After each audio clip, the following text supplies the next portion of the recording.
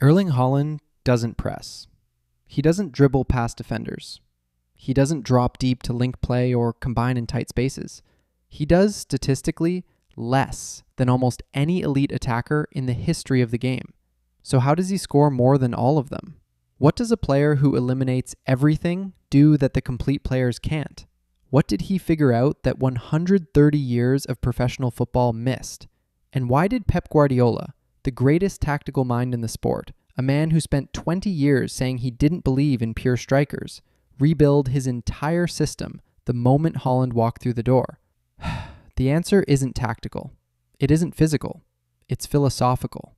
And a French mathematician wrote it down 400 years ago. Norway has appeared at just 4 World Cups in their entire history: 1938, 1994, 1998, and 2026. For 28 years, between 1998 and 2026, the country didn't qualify for a single tournament. And across those first 3 appearances, Norway never reached the quarterfinals. In 2026, with Haaland, they did, for the first time in their history. But here's the number that stops you cold. Erling Haaland has scored more goals for Norway than he has played matches. Not goals per game above 1, goals that outnumber his appearances.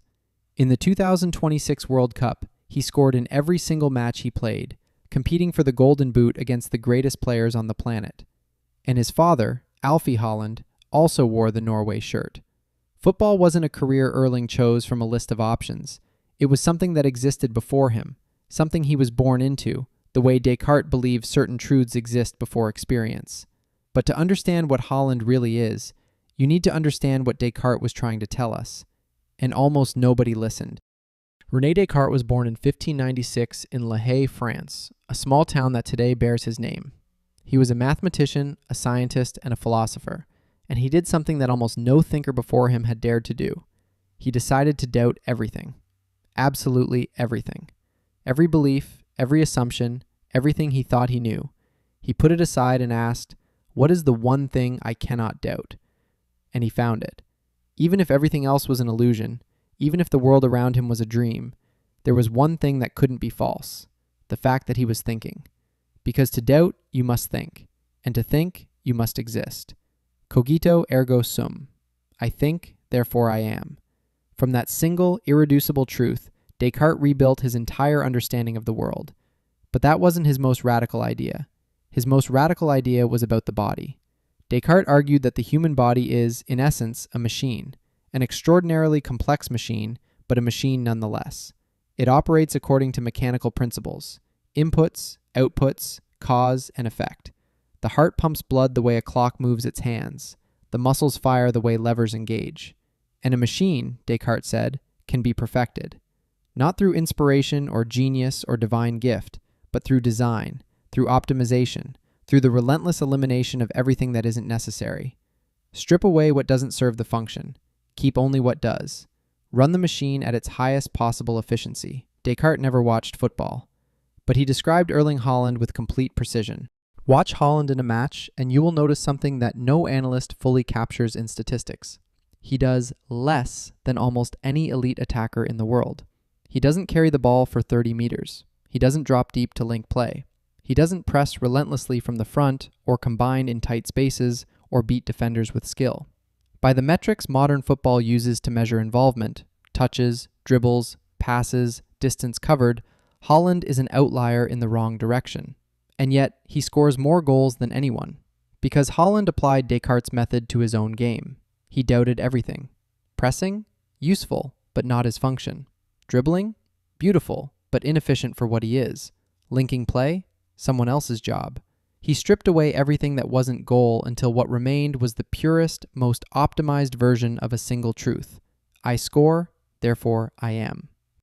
Descartes called this reductionism, the idea that you understand something completely by breaking it down to its irreducible core, the one thing that cannot be removed without destroying the whole. For Descartes, that irreducible core was thought. For Haaland, it is the goal. Everything else, the dribbles, the pressing, the creativity, is, in Cartesian terms, noise. What Haaland has is signal. And here is where Descartes' body as machine theory becomes genuinely unsettling. Descartes believed a perfectly designed machine doesn't waste energy. It doesn't perform movements that don't serve its function.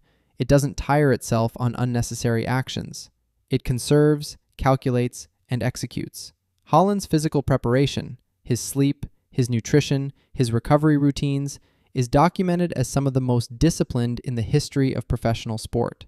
He treats his body not as something to be pushed until it breaks, but as something to be maintained at peak mechanical efficiency. And the results are mechanical in return. More goals than international appearances. Scored in every match at the 2026 World Cup. A country absent from football's greatest stage for 28 years, returning with a player who scores at a rate the tournament had never seen. Descartes said the body, perfectly designed, produces results that seem almost supernatural. He meant it as philosophy. Haaland turned it into a career. But there's a deeper layer to this that Descartes would find fascinating. His father played for this same Norway shirt, which means something about Haaland's relationship with the goal. This singular, total devotion existed before Erling was born. Descartes believed in innate ideas, truths that don't come from experience but are built into us before experience begins. The goal, for Haaland, may not be something he learned. It may be something he always knew, something that was waiting for him, the way Descartes believed the cogito was waiting to be discovered, not invented, but found. The most common criticism of Haaland is that he's limited, that he can only do one thing, that a complete footballer, a Messi, a Zidane, a Cruyff, operates across the whole pitch, in every dimension of the game. And that criticism is, in purely descriptive terms, accurate. Haaland is limited, by design. But Descartes would ask, limited compared to what?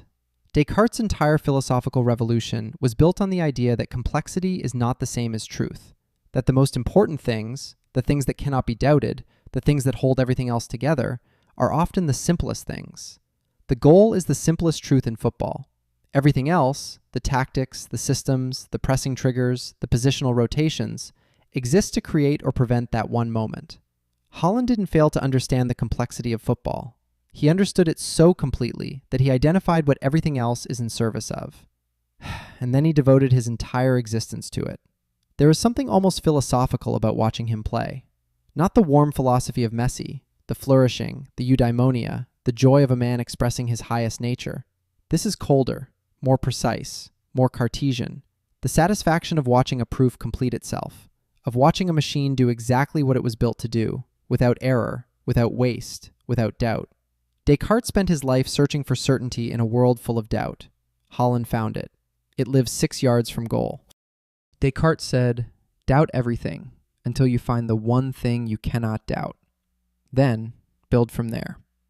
Erling Haaland doubted everything about football until only one thing remained. And from that one thing, he built a career that has no precedent in the history of the game. More goals than international appearances, a nation absent for 28 years, arriving at the World Cup and scoring in every single match. Descartes called his irreducible truth, cogito ergo sum.